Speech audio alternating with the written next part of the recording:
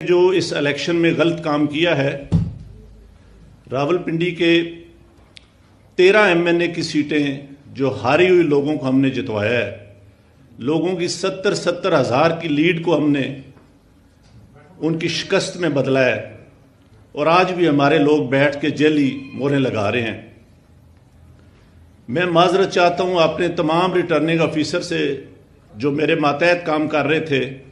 जो बेचारे रो रहे थे जब मैं उनको कह रहा था कि आप ये काम गलत काम करें और वो नहीं करना चाह रहे थे। मैंने इस मुल्क के या इस डिवीजन के साथ जो गलत काम किया है, मुझे रावलपिंडी के कचहरी चौक में सजाए मौत दी जानी चाहिए और मेरे साथ चीफ इलेक्शन कमिश्नर और चीफ जस्टिस ऑफ पाकिस्तान को भी इसी चौक में सजाए मौत दी जानी चाहिए